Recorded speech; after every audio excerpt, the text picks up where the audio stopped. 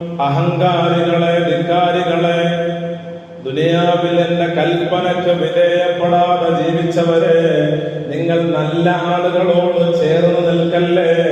നിങ്ങൾ എല്ലാവരും ഇങ്ങനെ ഒരുമിച്ച് കൂടി നിൽക്കല്ലേ.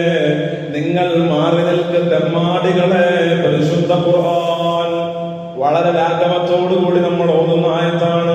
വംതാസുൽ യൗമ അയ്യുഹൽ മുജ്രിമൂൻ. ധിക്കാരികളെ, നിങ്ങൾ മാറി നിൽക്ക്, നിങ്ങൾ വേർതിരിഞ്ഞു നിൽക്ക്. എത്ര ഗാംഭീര്യമാണ് ആയത്തിനുള്ളത്. അലം ആഹദി ഇലൈക്കും യാ ബനി ആദമ അല്ലാ തഅബുദു ശൈത്വാൻ ഇന്നഹു ലകും അദുവ്വുൻ മുബീൻ. ഞാൻ നിങ്ങളോട് പറഞ്ഞിരുന്നില്ലേ, നിങ്ങൾ ഇബ്ലീസിനെ ആരാധിക്കരുതെന്ന് ഞാൻ നിങ്ങളോട് പറഞ്ഞിട്ടില്ലേ? ശൈത്താനെ ആരാധിക്കല്ലേ എന്ന് നിങ്ങളോട് ഞാൻ പറഞ്ഞതല്ലേ? അവൻ നിങ്ങളുടെ ശത്രുവാണെന്ന് ഞാൻ നിങ്ങളോട് പറഞ്ഞിരുന്നതല്ലേ? നിങ്ങൾ എന്നിട്ട് എന്തുകൊണ്ടാ ഇബ്ലീസിനെ ആരാധിച്ചത്? അതുകൊണ്ട് നിങ്ങൾ ഇങ്ങനെ കൂട്ടം കൂടി നിൽക്കല്ലേ, നല്ലവരോട് ചേർന്ന് നിൽക്കല്ലേ. വംതാസുൽ യൗം, ഈ ദിവസം നിങ്ങൾ മാറി നിൽക്ക് തെമ്മാടികളെ എന്ന് പരിശുദ്ധ ഖുർആൻ അല്ലാഹ് പറയുമത്രേ. എല്ലാവരും ഒത്തുകൂടി നിൽക്കുമ്പോ അല്ലാഹ് പറയും, നിങ്ങൾ മാത്രം മാറി നിൽക്ക്, നിങ്ങൾ ഇങ്ങനെ ഒരുമിച്ച് കൂടി നിൽക്കല്ലേ. എത്ര പ്രശ്നമാണ്, എത്ര വലിയ നാണക്കേടിന്റെ പ്രതിസന്ധിയാണ് ആ വർത്തമാനം ഉണ്ടാക്കുന്നത്. എന്നിട്ട് അല്ലാഹു തആല അവിടെ പറഞ്ഞു പൂർത്തീകരിച്ചത് അങ്ങനെയാണ്.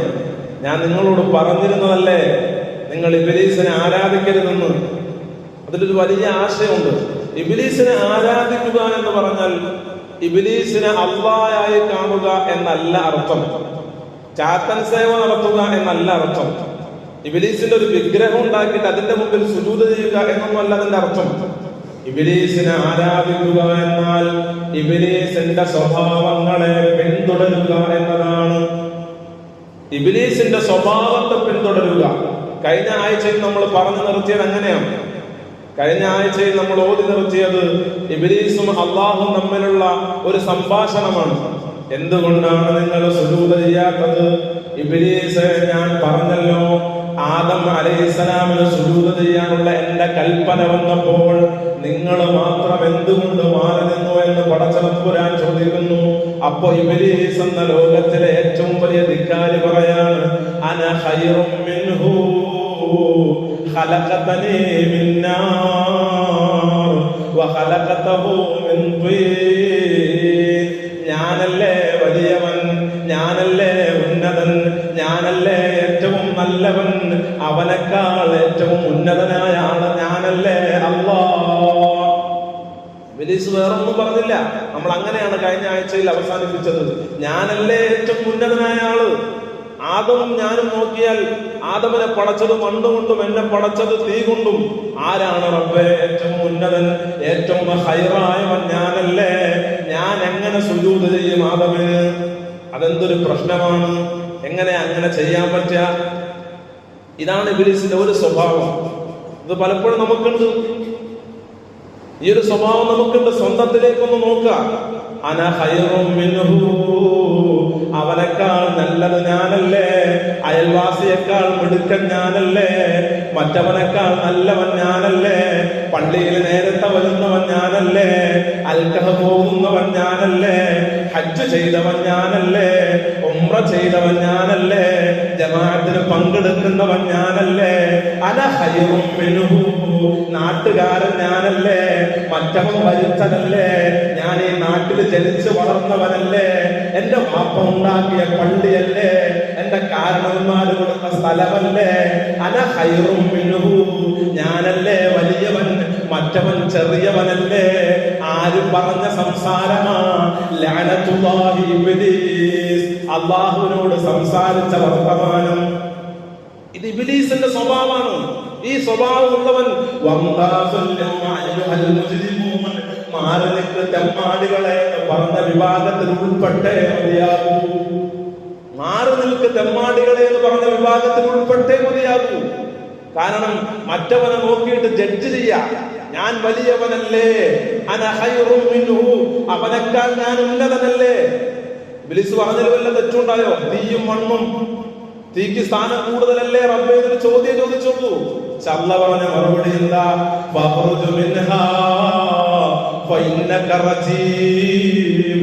ഇറങ്ങിപ്പോയിക്കൊള്ളണം, പുറപ്പെട്ടു പോണം, പുറത്ത് കടക്കണം, സ്വർഗത്തിന്റെ സുന്ദരമായ സോപാനത്തിൽ നിന്ന് ഇറങ്ങിപ്പോകണം. ഇന്നക റജീം, ആട്ടി ഓടിക്കപ്പെട്ടവനാ നീ, ഇനി ഇവിടെ നിൽക്കാൻ നിനക്ക് യോഗ്യതയില്ലടോ. അല്ലാഹു റബ്ബുൽ ഇസ്സത്ത് ഇബ്ലീസിനോട് പറഞ്ഞു കൊടുക്കാണ്, ഒരൊറ്റ വർത്താനത്തിൽ പുറത്ത് കടക്കലാണ്. അല്ലാഹു സുബ്ഹാനഹു വ തആല പറയാം, നീ അവനേക്കാൾ മിടുക്കനായോ, നീ അവനേക്കാൾ വലിയവനായോ? ഫഖ്റുജ്, പുറത്തേക്ക് പോണം, പുറപ്പെട്ടു പോണം. ഇവിടുന്ന് പുറത്ത് കടന്നോ, നീ എന്റെ റഹ്മത്തിൽ നിന്ന് വിദൂരത്തേക്ക് പോയിക്കോ. അല്ലാഹു സുബ്ഹാനഹു വ തആല ഇബ്ലീസിനോട് പറയാണ്. ഇനി അങ്ങനെ പറഞ്ഞപ്പോ പടച്ച തമ്പുരാൻ ആ ആയത്തിൽ പറഞ്ഞിട്ടുണ്ട്, അലം അഹദ് ഇലൈക്കും യാ ബനി ആദം, ആദമിന്റെ മക്കളെ. അല്ലാഹ് വിളിച്ചൊരു വിളിയാണ്, ആദമിന്റെ മക്കളെ, ഞാൻ നിങ്ങളോട് പറഞ്ഞു ഇബ്ലീസിനെ ആരാധിക്കരുതെന്ന്. എന്താ ആദമിന്റെ മക്കളെ എന്ന് പറയാൻ കാരണം? ആദം അലൈഹിസ്സലാമിന് ഒരു സ്വഭാവം ഉണ്ടായിരുന്നു. ആ സ്വഭാവം, വാപ്പാടെ സ്വഭാവത്തിലേക്ക് നിങ്ങൾ വരണം. അതുകൊണ്ടാണ് യാ ബനി ആദം എന്ന് പറഞ്ഞത്. ആദമിന്റെ മക്കളും ഇബ്ലീസും ഒരിക്കലും കൂട്ടുകൂടാൻ പറ്റാത്ത ആൾക്കാരാണ്. എന്താ കാരണം? നേരത്തെ പറഞ്ഞല്ലോ, ഇബ്ലീസ് പുറത്താകാൻ കാരണം തന്നെ മഹാനായ ആദം അലൈഹിസ്സലാമാണ്.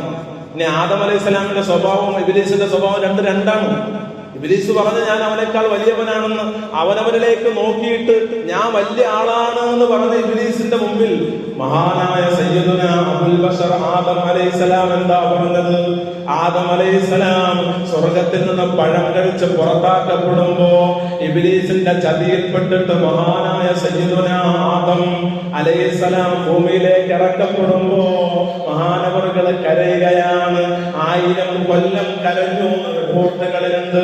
സയ്യിദുനാ ആദം അലൈഹിസ്സലാം കരഞ്ഞ് തളർന്നിട്ട് അല്ലാഹുവിനോട് പറയാണ്, റബ്ബനാ ളലംനാ അൻഫുസനാ വഇല്ലം തഗ്ഫിർ ലനാ വതർഹംനാ ലനകൂനന്ന മിനൽ ഖാസിരീൻ.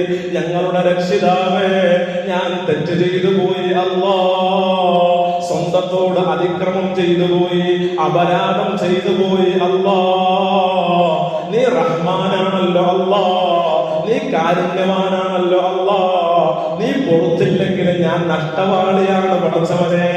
സയ്യിദുനാ ആദം അലൈഹിസ്സലാം, ഏത് ആദം അലൈഹിസ്സലാമാണ് 40 ഹജ്ജ് ചെയ്ത സയ്യിദുനാ ആദം. ഒരു ഹജ്ജല്ല, 40 ഹജ്ജ് ചെയ്ത ആദം അലൈഹിസ്സലാം ഇന്ത്യ രാജ്യത്ത് നിന്ന് പോലും നടന്നുകൊണ്ട് ഹജ്ജ് ചെയ്തു പോയ മഹാനായ സയ്യിദുനാ ആദം അലൈഹിസ്സലാം. ആ ആദം നബിയുടെ മുമ്പിലേക്ക് മനുഷ്യരാശി ഒന്നടങ്കം ചെല്ലുന്നുണ്ട്. ഖിയാമത്ത് നാളിൽ ലോകത്തുള്ള ജനങ്ങൾ മഹാനായ വാപ്പയുടെ മുമ്പിലേക്ക് ചെല്ലുകയാണ്. യൗമ യദ്ഉ ആദമും വഅംബിയാ നഫ്സി നഫ്സി നഫ്സി നഫ്സി നഫ്സിയാ. മഹാനായ ആദം അലൈഹിസ്സലാമിന്റെ മുമ്പിലേക്ക് ലോകത്തുള്ള ജനങ്ങളെ ചെന്നിട്ട് പറയാണ്, പ്രിയപ്പെട്ട പിതാവേ, ഞങ്ങൾ വലിയ ബുദ്ധിമുട്ടിലാണ്, മഹ്ശറിന്റെ പ്രയാസം താങ്ങാൻ പറ്റുന്നില്ല വാപ്പ, അള്ളാഹിനോടൊന്ന് പറയുമോ ഞങ്ങളൊന്ന് രക്ഷപ്പെടുത്തുവാൻ? ഈ അതികഠിനമായ ചൂട് സഹിക്കാൻ പറ്റുന്നില്ല വാപ്പ, അള്ളാഹുവിനോടൊന്ന് പറയൂ പ്രിയപ്പെട്ട പിതാവേ എന്ന് ആദം അലൈഹിസ്സലാമിനോടൊന്ന് ശുപാർശക്ക് പറയുമ്പോ ആദം നബി 40 ഹജ്ജ് ചെയ്ത മഹാനായ സയ്യിദുനാ ആദം അലൈഹിസ്സലാം പറയുന്ന വർത്തമാനം എന്താണെന്നറിയോ? അല്ലാഹു റബ്ബുൽ ഇസ്സത്ത് ആദ്യം പടച്ച മഹാനായ ആദം അലൈഹിസ്സലാം മനുഷ്യരാശിയുടെ പിതാവ് പറയാണ്, ഞാൻ ചെയ്തു പോയ തെറ്റോർത്തുകൊണ്ട് വേവലാതിയിലാണ് മക്കളെ, ഞാൻ തന്നെ ഇവിടെ വലിയ പ്രതിസന്ധിയിലാ, ഞാൻ അള്ളാഹുവിനോട് ഒരു അപരാധം ചെയ്തിട്ടുണ്ട്, അല്ലാഹ് എങ്ങാനും എന്നെ പിടികൂടുമോ എന്ന ഭയത്തിലാണ് ഞാൻ നിൽക്കുന്നത്. ചോദിക്കാനും വാപ്പാക്ക് പറ്റൂല മക്കളെ. സയ്യിദുനാ അബുൽ ബശർ ആദം അലൈഹിസ്സലാം, ഞാൻ 40 ഹജ്ജ് ചെയ്ത ആളാണ്, നിങ്ങൾ എല്ലാവരും വാ, ഞാൻ പോയിട്ട് ചോദിക്കാനല്ല, ഞാൻ മനുഷ്യരാശിയുടെ പിതാവാണ്, നിങ്ങൾ വാ, ഞാൻ ഇപ്പൊ തന്നെ നിങ്ങളെ സ്വർഗത്തിലേക്ക് കടത്താനല്ല. ഞാനൊരു അപരാധം ചെയ്തു പോയിട്ടുണ്ട്, സ്വർഗത്തിൽ അള്ള ചെല്ലല്ലേ അടുക്കല്ലേ എന്ന് പറഞ്ഞ വൃക്ഷത്തിന്റെ അടുക്കലേക്ക് ഞാൻ പോയിട്ടുണ്ട് മക്കളെ. അതിന്റെ പഴം ഞാൻ പറിച്ചിട്ടുണ്ട് മക്കളെ. അത് ഞാൻ അറിയാതെ കഴിച്ചു പോയിട്ടുണ്ട് മക്കളെ. അത് ഓർത്തുകൊണ്ട് വേവലാതിയില്ല വാപ്പ. 40 ഹജ്ജിന്റെ കനമില്ല, 1000 കൊല്ലം കരഞ്ഞതിന്റെ പവറില്ല. റബ്ബനാ വലംനാ അൻഫുസനാ എന്ന് പറഞ്ഞതിന്റെ യാതൊരു ദാർഢ്യവുമില്ല. എന്റെ തൗബ റബ്ബ് സ്വീകരിച്ചു എന്ന് എനിക്ക് സന്തോഷ വർത്തമാനം പറഞ്ഞിട്ടുണ്ട്. അതിന്റെ ഗർഭം ഇല്ല, അതൊന്നുമില്ല. തൗബ റബ്ബ് സ്വീകരിച്ചോ ഇല്ലയോ എന്നുള്ളതൊന്നുമല്ല എന്റെ പ്രശ്നം. ഞാനൊരു അപരാധം ചെയ്തു പോയിട്ടുണ്ട്, അതെങ്ങാനും എന്നെ പിടികൂടിയാൽ ഈ ആദം പിന്നെ ഇല്ല മക്കളെ എന്ന വർത്തമാനമാണ് മഹാനായ ആദം അലൈഹിസ്സലാം പറഞ്ഞത്. ഞാനൊന്നുമല്ല മക്കളെ, എനിക്ക് ചോദിക്കാൻ പറ്റൂല. നിങ്ങൾ വന്ന് പറഞ്ഞ കാര്യമൊക്കെ വളരെ നല്ലതാണ്, പക്ഷെ ചോദിക്കാൻ ഞാൻ അർഹനല്ല. കാരണം എന്റെ ഭാഗത്തുനിന്നൊരു അബദ്ധം വന്നിട്ടുണ്ട്. എന്റെ റബ്ബത് പൊറുക്കോ എന്നെ പിടിക്കോ എന്ന് ഞാൻ വല്ലാതെ വേവലാതിയിലാണ്. ഇതാണ് ഇബ്ലീസും ആദം അലൈഹിസ്സലാം തമ്മിലുള്ള വ്യത്യാസം. ഇബ്ലീസ് പറഞ്ഞു ഞാൻ വലിയവനാന്നാ, ആദം നബി പറഞ്ഞത് ഞാൻ ഒന്നുമല്ല എന്നാ. അപ്പൊ ഈ സ്വഭാവം നമുക്കുണ്ടോ? ഈ സ്വഭാവം ഉണ്ടെങ്കിൽ അള്ള പറയും മാറി നിൽക്കണോ തെമ്മാടികളെ, നിങ്ങളിങ്ങനെ കൂട്ടം കൂടി നിൽക്കല്ലേ, നിങ്ങൾ മുഅ്മിനീങ്ങളോട് ചേർന്ന് നിൽക്കല്ലേ, നിങ്ങൾ മുത്തഖീങ്ങളോടൊപ്പം ഒരുമിച്ച് നിൽക്കല്ലേ. വംതാസുൽ യൗമ അയ്യുഹൽ മുജ്രിമൂൻ, ഈ ദിവസത്തിൽ നിങ്ങൾ മാറി നിൽക്കുന്ന തെമ്മാടികളെ നമ്മളോട് പറയും. എപ്പോൾ ഈ സ്വഭാവം ഉണ്ടെങ്കിൽ, ഞാൻ മറ്റവനേക്കാൾ നല്ലവനാണ്, ഞാൻ ഏറ്റവും വലിയവനാണ് എന്നൊരു വിചാരം നമുക്കുണ്ടെങ്കിൽ അള്ള നമ്മളോട് പറയും മാറി നിൽക്കാൻ. ഈ ഒരു സ്വഭാവം ഉണ്ടെങ്കിൽ അത് മാറ്റണം, ഇസ്തിഗ്ഫാർ ചെയ്യണം. എന്നിട്ട് തീരുമാനിക്കണം ഞാനൊന്നുമല്ല. മഹാനായ ആദം നബിയുടെ സ്വഭാവത്തിലേക്ക് വന്ന ഞാൻ ഹജ്ജ് ചെയ്തവനാവട്ടെ, ഉംറ ചെയ്തവനാകട്ടെ, എന്റെ താടിക്ക് നീളം എത്ര കൂടിക്കോട്ടെ, എന്റെ തലപ്പാവിന്റെ കനം എത്ര വർദ്ധിച്ചോട്ടെ, ഞാൻ എത്ര വലിയ ആലിമാകട്ടെ, അല്ലാമയാകട്ടെ, വലിയ പണ്ഡിതനാകട്ടെ, എന്നാലും വിവരമില്ലാത്ത ഏറ്റവും പടു ജാഹിൽ ചെയ്യുന്ന നിസ്കാരത്തിന്റെ ഇഖ്ലാസിന്റെ അത്ര പോലും എന്റെ നിസ്കാരത്തിലില്ലാന്ന് ആലിമ വിചാരിക്കണം.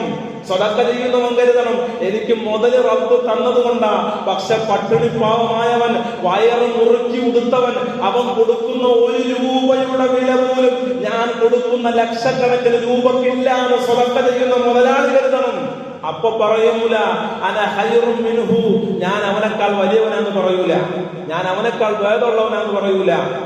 പള്ളിയിൽ വന്ന് നിസ്കരിക്കണം കരുതണം, പടച്ചോനെ ഞാനിങ്ങനെ വന്നുണ്ട്, ജമാഅത്തിൽ കൂടണ്ട്, നിസ്കരിക്കണ്ട്. പക്ഷേ ഇതൊന്നും പങ്കെടുക്കാതെ റോട്ടിലൂടെ തേരാപാര നടക്കുന്നവൻ ചിലപ്പോ അവന്റെ ഉള്ളു ക്ലിയർ ആയിരിക്കുമല്ലോ, അവന്റെ അത്ര വില പോലും ചിലപ്പോ എനിക്ക് ഉണ്ടാവൂലല്ലോ എന്ന് കരുതണം. അല്ലാതെ അന ഖൈറും മിൻഹു, ആ നടന്നു പോകുന്നവൻ, ബാറിലേക്ക് കയറുന്നവൻ, കള്ളു കുടിക്കുന്നവൻ, മദ്യപിക്കുന്നവൻ, മതോന്മത്തനാകുന്നവൻ, ലോട്ടറി എടുക്കുന്നവൻ, പലിശ കൊടുക്കുന്നവൻ, വ്യഭിചരിക്കുന്നവൻ, അവനെക്കാളൊക്കെ ഞാൻ ഭേദാണല്ലോ നമ്മൾ തോന്നിയാൽ നമ്മുടെ ഉള്ളിൽ അങ്ങനെ വന്നാൽ ഇബ്ലീസിന്റെ ചിന്താഗതിയായി പോകും. അപ്പൊ നമ്മൾ വലിയ ആളാവും, അപ്പൊ നമ്മൾ മറ്റവനെ ജഡ്ജ് ചെയ്യും, അപ്പൊ നമ്മൾ തന്നെ പറയും അവന്റെ ഒന്നും അത്ര നമ്മൾ തെമ്മാടിത്തരം കാണിക്കുന്നില്ലല്ലോ നമ്മൾ വിലയിരുത്തും. അത് വലിയ അപകടമാണ്. ഇതാണ് ഇബ്ലീസിന്റെ ഈ സ്വഭാവം നമ്മളിലേക്ക് വന്നിട്ടുണ്ടെങ്കിൽ അതിൽ നിന്ന് മാറണം. ഉറച്ച മനസ്സോടെ തയ്യാറെടുക്കണം. റമദാനാണ് വരുന്നത്. ഇനി ഇബ്ലീസിന്റെ മറ്റൊരു സ്വഭാവമുണ്ട്. എന്താണ് ഇബ്ലീസിന്റെ മറ്റൊരു സ്വഭാവം? അള്ളാഹുവിന്റെ അടുക്കൽ ഇബ്ലീസ് പറയാണ്, അള്ളാഹു പറഞ്ഞു നീ പുറത്തേക്ക് പോകണം, സ്വർഗത്തിന്റെ വാതിൽ തുറന്നിട്ട് നീ പുറത്തേക്ക് പോകണം, എന്റെ റഹ്മത്തിൽ നിന്ന് നീ മാറി നിൽക്കണമെന്ന് അള്ളാഹു തആല ഇബ്ലീസിനോട് പറയുമ്പോ അള്ളാന്റെ മുമ്പിൽ ഇബ്ലീസ് വിനീത വിധേയനായിട്ട് അപേക്ഷ വെക്കാണ്. പടച്ചവനെ എന്നെ ഇങ്ങനെ തള്ളിക്കളയല്ല റബ്ബേ, റബ്ബി ഫഅൻദിർനീ ഇലാ യൗമി യുബഅസൂൻ, എന്നെ മാറ്റി നിർത്തല്ല റബ്ബേ, അല്ലാഹുവേ എനിക്കൊന്ന് സമയം തരണേ അല്ലാ. എല്ലാ ആളുകളെയും നീ ഇവിടെ ഒരുമിച്ച് കൂട്ടുന്ന ഖിയാമത്ത് നാൾ വരെ, ലോകം അവസാനിക്കുന്നത് വരെ എനിക്കൊന്ന് സമയം തരണേ അല്ലാ. അതുവരെ എന്നെ പിടികൂടല്ല റബ്ബേ, അതുവരെ എനിക്ക് സ്വാതന്ത്ര്യം നൽകണേ അല്ലാ. ഇബ്ലീസ് അല്ലാഹുവിനോട് ദുആ ചെയ്യുന്നു.